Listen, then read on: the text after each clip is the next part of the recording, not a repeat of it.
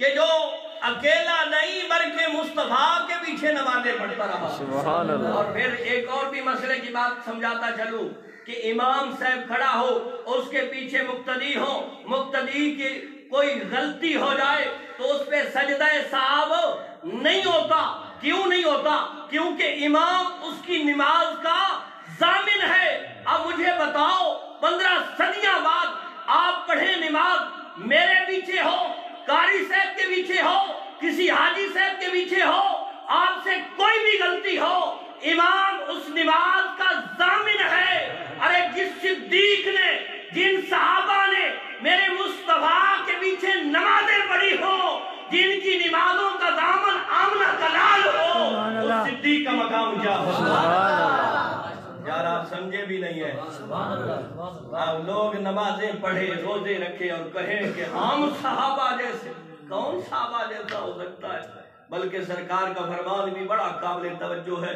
میرے مصطفیٰ فرماتے ہیں جس نے مجھے دیکھا اور جس نے میرے دیکھنے والے کو دیکھا، ان سب پہ جنت واجب اور جہنم حرام ہو گئے. ذرا بولیے یار سبحان اللہ.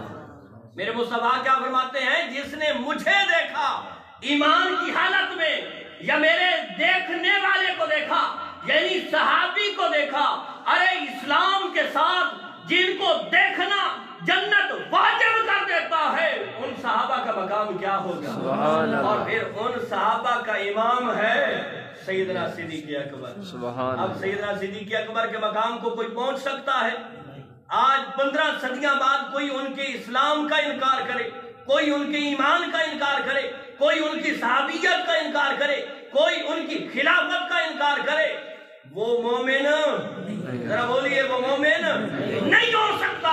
میں منبر رسول پہ بیٹھ کے اور باقاعدہ طور پہ ایک ذمہ داری کے ساتھ کہہ رہا ہوں کہ جو میرے صحابہ کا منکر ہے، اس کا ایمان، اسلام، قرآن، مصطفیٰ، رب تعالیٰ کسی سے کوئی تعلق نہیں ہے.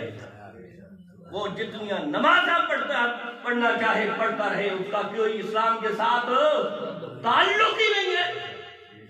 ایک آخری بات اور پھر اپنی گفتگو کو سمیٹتا ہوں. میرے مصطفیٰ کریم علیہ السلام نے فرمایا ادفنوا موتاکم وسط قوم صالحین. لوگو جب تمہارا کوئی بندہ فوت ہو جائے تو صالحین کے قریب انہیں دفن کرو. ذرا بولیے سبحان اللہ. کہاں دفن کرو؟ ادفنوا موتاکم وسط قوم صالحین، کہ جہاں صالحین کی قبریں ہوں، نیک لوگوں کی قبریں ہوں، وہاں اپنے مردوں کو دفن کرو. یہاں ایک اور قابل توجہ بات ہے.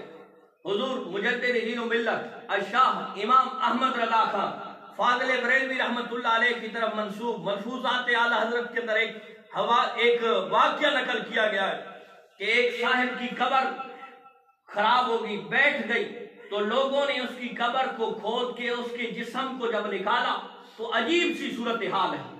یہ بات آپ کو